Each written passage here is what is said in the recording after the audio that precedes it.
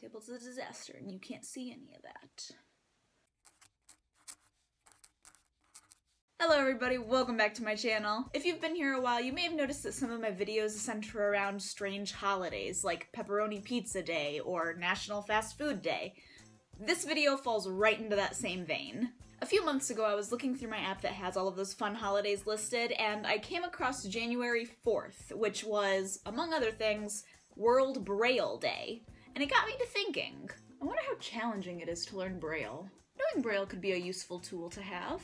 What if I meet someone who's blind and we become really good friends and I want to write them a personalized letter because we don't live close to each other? I should go on Amazon and buy things to help me learn Braille and then just spend the entire month of December learning it. And that's exactly what I did.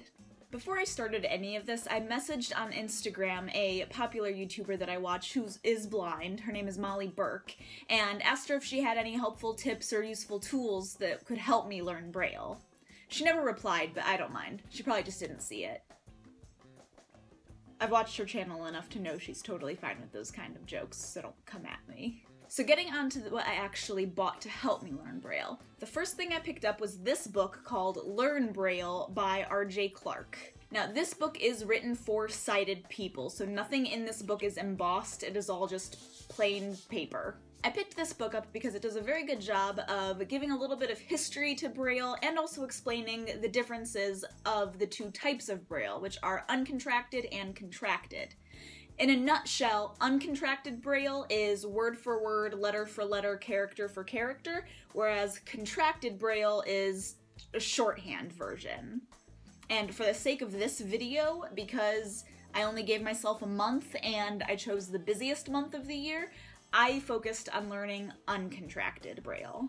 The second item that I got is this plastic tray, and it's very, very simple, just plastic, but all 26 letters and all of the numbers 0 through 9 are on here, and they are all embossed. So this was a great tool for helping me get used to and familiarizing myself with actually reading with my hands. The next thing I picked up was this book called Animals, written by the company DK Braille, and it has a little tagline saying, "Knowledge you can touch."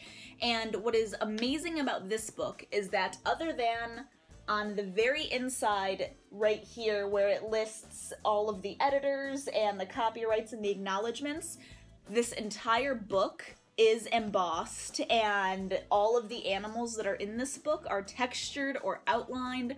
So this is an amazing tool that I have come to love using for being able to read Braille. Another huge benefit to this book for me is that it is all written in uncontracted Braille, making it a very useful tool for helping me learn during this past month. And finally, the last thing that I picked up was this little doohickey. Essentially, the best way I can describe it is it's a little tool that has 5 rows with 5 different cells for the Braille characters, and essentially you can twist all of these sides, and each individual cell twists so you can change what the left and right side of each cell is, essentially giving you unlimited possibilities on what you can write, up to 5 characters long. And what's nice about this is you can take it with you wherever you go, and it's not very big and it's very lightweight, so it's a useful tool for practicing on the go. During this whole learning process, my main focus was on memorizing the alphabet, and because I chose to do this in December when it's chaotic the majority of the time, I wasn't able to practice every day. I read this Learn Braille book in about 3 days, and I've been using it as a reference this entire month for helping me learn the different punctuation marks that I hadn't memorized. I used this embossed alphabet tray in the beginning when I was learning all of the different letters, but as far as memorizing them goes, I actually ended up making my own little Braille flashcards for all of the different letters.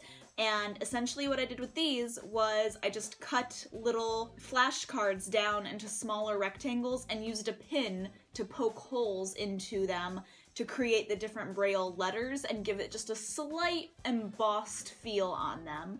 That way I could take all the letters and shuffle them up and test myself that way. Once I had the alphabet pretty well memorized, I started using my animal book. This is where I got my first experience with reading full words and sentences. After just a little bit of practice, I found I was struggling with the spacing between each Braille cell or each Braille letter and the full spaces between the words. When I was just feeling all of the cells, I would have trouble because I would actually be feeling the second half of one cell and the first half of a different cell and be confused as to why I couldn't figure out what I was reading. So as a result, I did have to look a lot as I read to help me learn. But once I got more comfortable with all of the spacing of everything, I actually implemented a sticky note method, where I took sticky notes and covered all of the actual printed text in the book, so that as I practiced, I couldn't see what the printed text said, and I had to rely on my knowledge of Braille and of reading Braille visually and reading Braille with my hands to read what the pages said. There was actually one day I was fighting a headache and all I wanted to do was sit still and close my eyes, and that proved to be an awesome time to practice reading this book because I was able to sit down and I didn't have to do hardly any moving at all, and because I was in no rush, I was able to take as much time as I needed to just feel over the different Braille and go back and feel over it again to help me learn, and that proved to be super effective.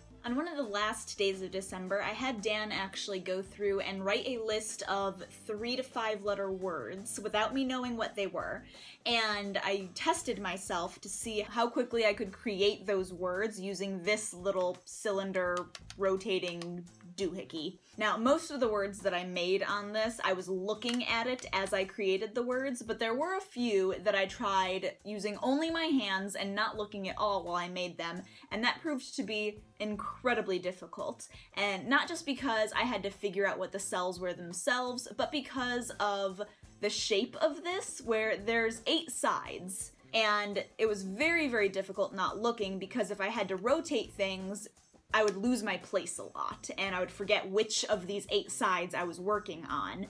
So, although everything on here is embossed, I still think this is more of a tool for sighted people to learn Braille. So 1 month after starting to learn Braille, I have the alphabet memorized and a few of the more common punctuations.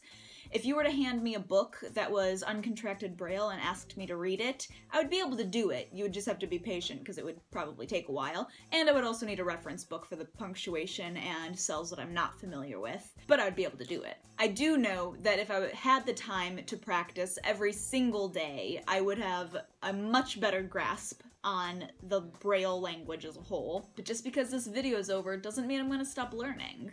Let me know in the comments below if you know Braille and how you learned it, or if you're curious to learn Braille. Make sure you subscribe to this channel because I'm actually thinking about doing this type of video for other languages in the near future. Have a great week, and I will see you guys next time. Bye!